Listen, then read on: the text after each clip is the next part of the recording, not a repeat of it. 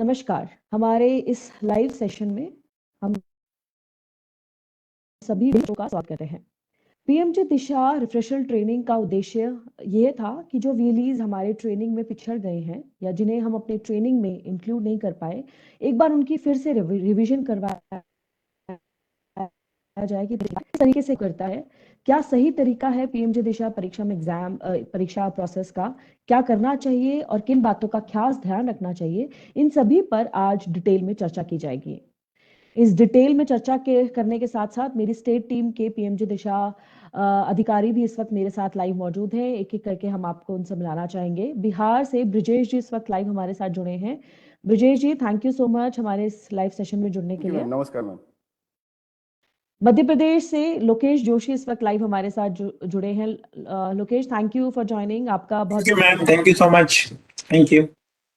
झारखंड से पीएमजी दिशा और education services को पूरे स्टेट में देखने के लिए अनुपम जी हैं और वो भी इस वक्त लाइव हमारे साथ जुड़े हैं। अनुपम, थैंक यू फॉर ज्वाइनिंग। आपका भी स्वागत है। Thank you ma'am.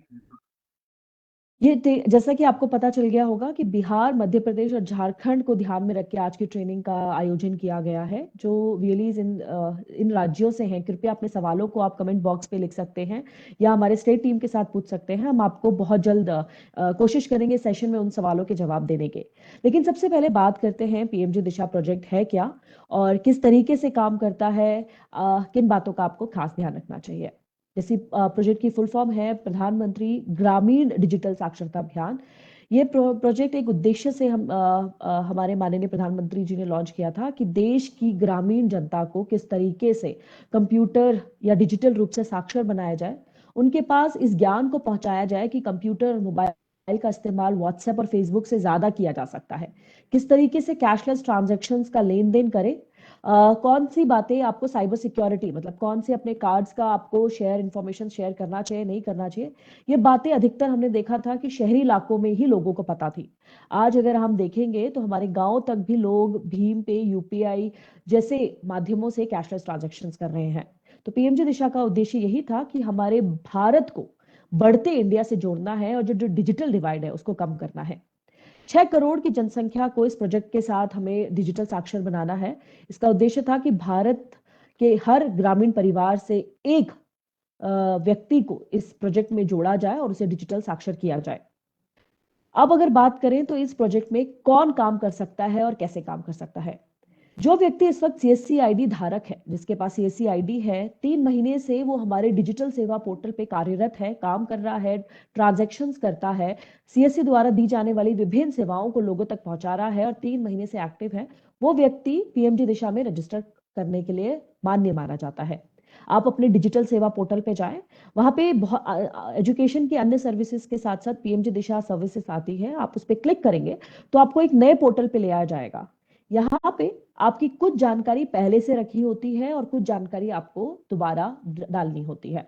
आपका राज्य कौन सा है, डिस्ट्रिक्ट कौन सा है, आपका नाम, सीएससी आईडी वगैरह आपकी पहले से दी जाती है। आपको अपना फोन नंबर अपडेट करना होता है, आपको अपनी पंचायत अपडेट करनी होती है। इन सब अपडेट करने के साथ साथ कुछ दस्तावेज हम मांगते हैं इस बात की पुष्टि करने के लिए क्या आप उस ग्राम पंचायत से हैं भी या नहीं। आप उस दस्तावेजों में ग्राम पंचायत डॉक्यूमेंट डालते हैं। ग्राम पंचायत डॉक्यूमेंट इस बात की सूची होती है, उन व्यक्तियों की, उन बच्चों की सूची है जिनको आप अपने ग्राम पंचायत में पढ़ाओगे और हस्ताक्षरित होता है वो ग्राम प्रधान से और ग्राम मुखिया से या कोई भी ग्राम पंच का व्यक्ति है, वो हस्ताक्षर करके इस बात की पुष्टि करता है कि यही बच्चे पीएमजी दिशा में रजिस्टर होंगे और उनकी ट्रेनिंग दी जाएगी।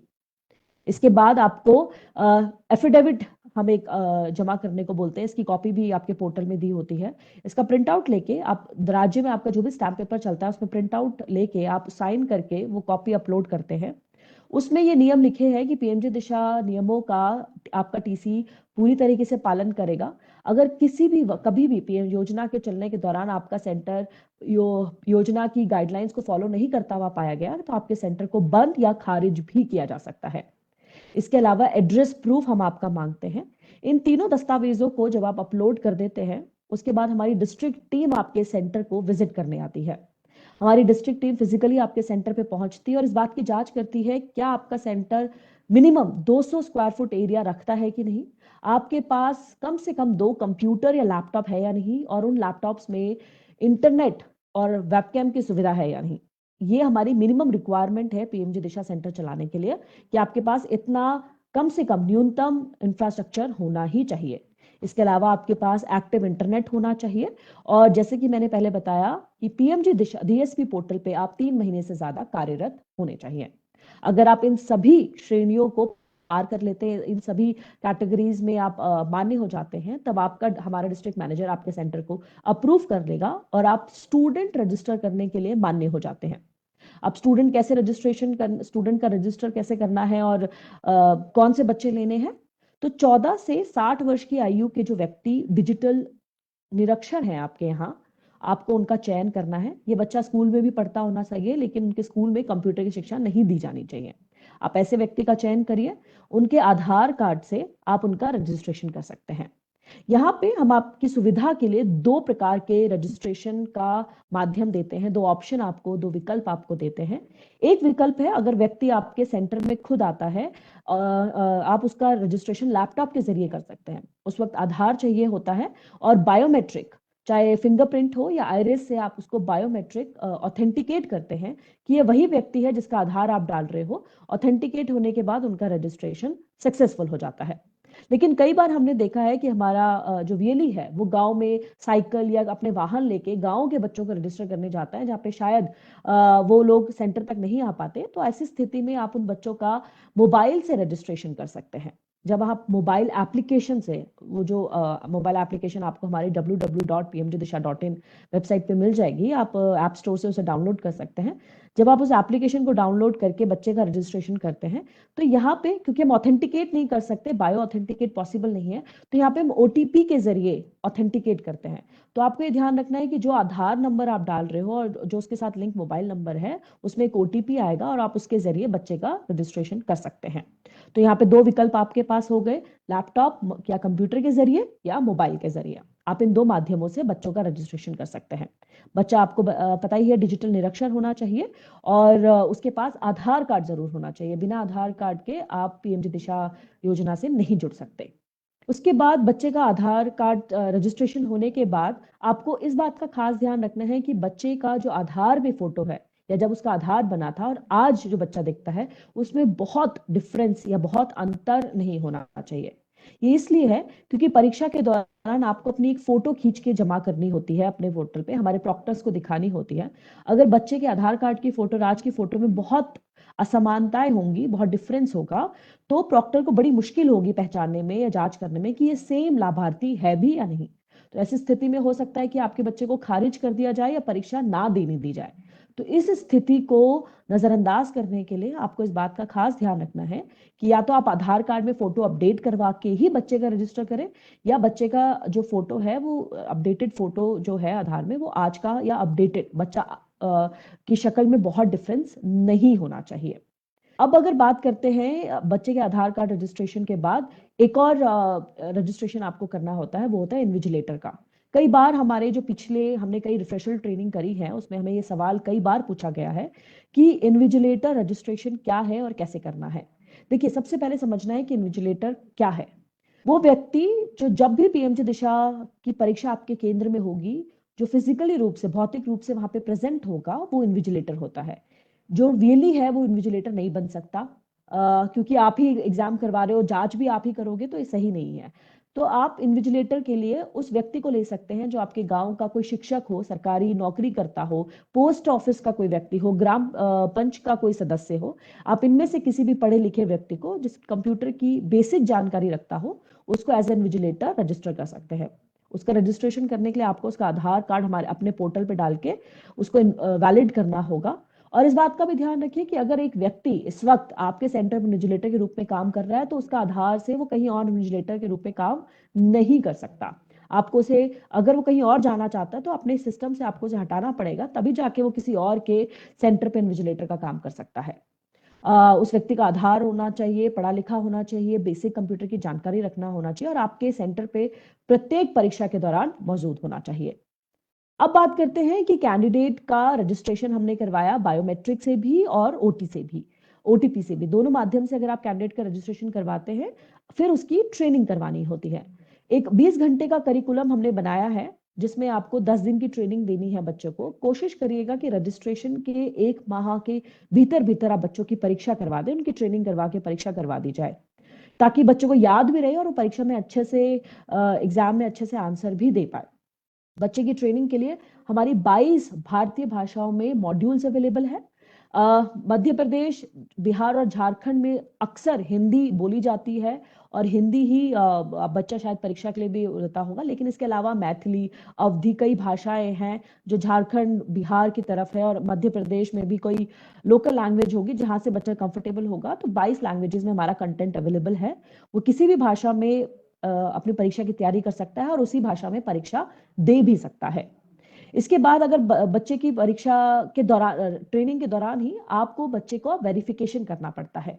तो वेरिफिकेशन के लिए सबसे पहले आपको बच्चे की ईमेल आईडी बनानी है और उस ईमेल आईडी से बच्चे को सिखाना है कि मेल कैसी भेजनी चाहिए। तो goahead@pmgdisha.mail.in पे आपको वो मेल भिजवाना है। उस मेल पे आप हिंदी या इंग्लिश किसी भी भाषा में लिखवा सकते हैं कि मैंने पीएमजी दिशा की प्रशिक्षण प्राप्त किया है इस सेंटर से। इस तरीके से आप एक मेल भिजवा सकते हैं। साथ ही आप वर्चुअल ट्रांजैक्शन करते हैं, ये इसकी बात की जांच की जाती है कि आप बच्चे को वर्चुअल ट्रांजैक्शन करना आता भी है या नहीं, पेमेंट बच्चे को ऑनलाइन पेमेंट करना आता है या नहीं। इसके लिए आपको एक डमी ट्रांजैक्शंस करना होता है। 1-1 रुपए की 3 बार ये ट्रांजैक्शंस करनी है। इन दोनों एक्सरसाइजेस के बाद बच्चा परीक्षा देने के लिए मान्य हो जाता है।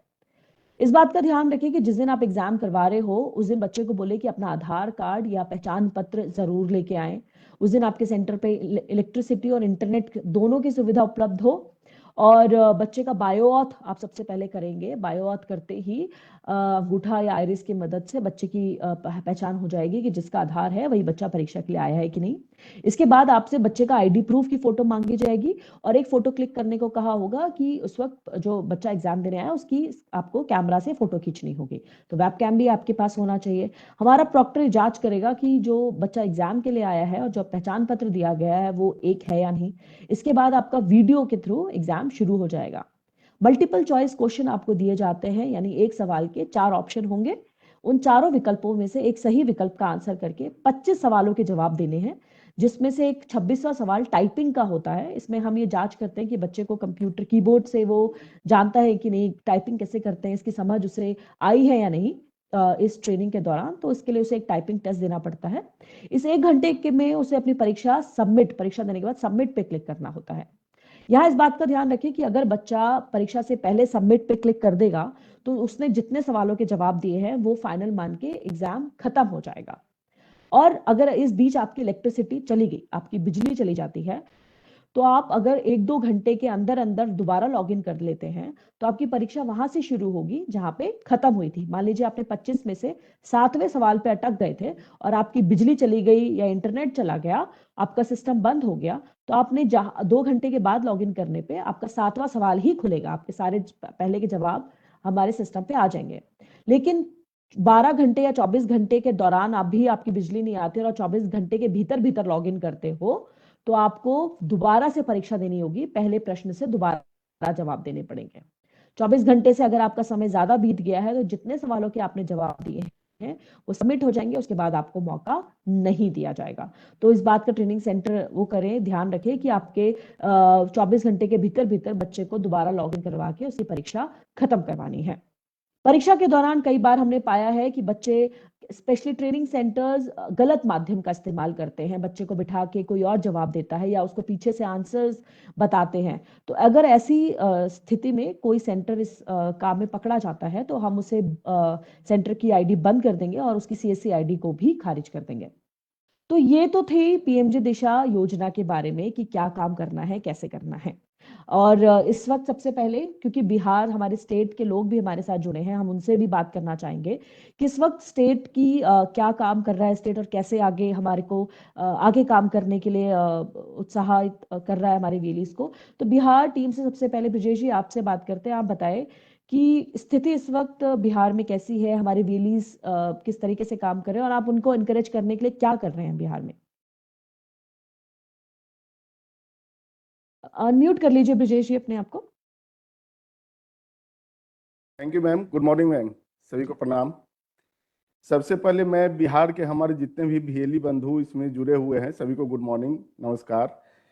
एक छोटा सा एक चीज है कि बहुत सारा फोन मेरे पास इधर आ भी रहा था कि सर ये पीएमजीसा प्रोजेक्ट चलेगा या नहीं चलेगा, मतलब आगे क्या होगा। तो मैंने सभी को बताया कि ये प्रोजेक्ट चलेगा, अभी आप लोग काम कीजिए बढ़िया से, तय समय पे पैसे आते हैं वहां से, तब जाकर थोड़ा सा मैम ये लोग थोड़ा सा ये मोटिवेट हुए हैं काम करने के लिए। नहीं तो बहुत सारा इन लोग का मतलब ये बन गया था कि प्रोजेक्ट बंद होने वाला है। मतलब जनवरी से ही मैं बहुत सारे फोन मैंने लिए भी हैं उसमें कि प्रोजेक्ट बंद हो जाएगा, लेकिन मैंने सबको मैसेजेस किए कि प्रोजेक्ट चलेगा अभी। उसके बाद मैम है क्या कि जो हम लोग का बिहार का टारगेट क्वार्टर थर्ड का दिया गया है 4,93,000 का, उसको हम लोग को पूरा करना है हमारे भीएली बंधु के माध्यम से।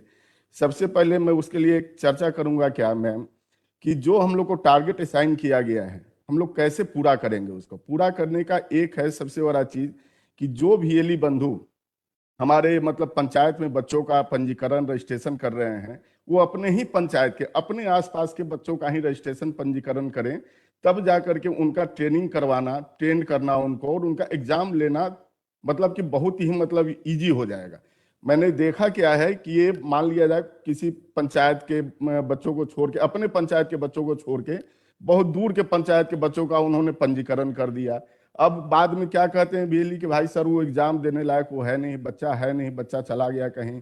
तो मैं सबसे यही रिक्वेस्ट करूंगा, आग्रह करूंगा कि सबसे पहले आप अपने पंचायत के बच्चों का, एक घर से एक बच्चे को हम लोग को पंजीकरण करना है, एक घर से एक ही बच्चे को। यहाँ मैंने बहुत सारा एक चीज और है मैडम कि बहुत सारे क्या किए हैं कि एक घर से रिपीटेड, जैसे फादर मदर का नाम रिपीटेड, मतलब एक घर से 4 या 5 बच्चों का रजिस्ट्रेशन कर दिए हैं, उनका एग्जाम भी ले लिया। तो उस केस में क्या होता है कि पैसा भी उन लोग को मतलब कि एक घर से एक ही बच्चों को मिलेगा। तो बाकी कहेंगे सर मेरा 3 बच्चों का कहाँ पैसा चला गया। तो ये सबसे पहले दिमाग में मतलब ये बैठाना है कि एक घर से एक ही बच्चों का पंजीकरण करना है और उन्हीं को ट्रेन करा के उन्हीं का एग्जाम लेना है। दूसरा चीज क्या है मैडम कि जो भी मतलब कि ऐसा पाया गया है कि बिहार में मतलब मान लिया जाए किसी पंचायत का आईडी है तो वो डिस्ट्रिक्ट बदल के काम कर लिए, स्टेट दूसर जगह जा करके काम किए, तो ऐसे हम लोग बहुत सारे आईडी को ब्लॉक भी करवाए हैं मैडम। और भविष्य में रिक्वेस्ट सबसे करेंगे जितने भी हमारे भीएली बंधु हैं जहां से भी, वो भाई अपने ही मतलब अपने एरिया अपने पंचायत के बच्चों का रजिस्ट्रेशन करें, दूर जाकर के काम न करें। दूर जाके होता क्या कि आईडी आपकी ब्लॉक हो जाएगी, तो जो आपने मेहनत किया वो आपका व्यर्थ चला गया, पैसा भी नहीं आएगा, मेहनत भी आपका व्यर्थ चला गया। तीसरा चीज है, सबसे बड़ी बात है मैडम कि हर एक थर्सडे को हम लोग का एक ड्राइव चलता है, पीएमजीसा का पंजीकरण ड्राइव या मतलब ये सर्टिफिकेशन ड्राइव। उसमें क्या देखा जाता है कि बहुत कम हम लोग का, जैसे डेली पर डे 2200 अगर रजिस्ट्रेशन हो रहा है तो उस दिन भी 2200 रजिस्ट्रेशन हुआ। अपने आप को थोड़ा हम लोग प्रिपेयर नहीं कर पाते हैं, तो भाई सभी से मेरा रिक्वेस्ट रहेगा कि पर डे काम तो पर डे करना है, लेकिन जिस दिन ड्राइव रहे तो ड्राइव के दिन थोड़ा सा दुगना या तिगुना नंबर्स आए तो हम लोग को भी लगे कि हाँ भाई पीएमजीसा में आप लोग की भागीदारी अच्छी जा रही है। और यही है मैडम, मतलब कि मेरे तरफ से भाई सभी भीएली बंधु को मतलब कहना है कि थोड़ा सा अपना प्रोजेक्ट ये है, मतलब चलने वाला प्रोजेक्ट है, अच्छा अर्निंग का स्रोत है, इसको आप लोग फोकस करके जो हम लोग को टारगेट असाइन किया जाता है उसको थोड़ा सा आप लोग पूरा कर लें। जी धन्यवाद मैडम।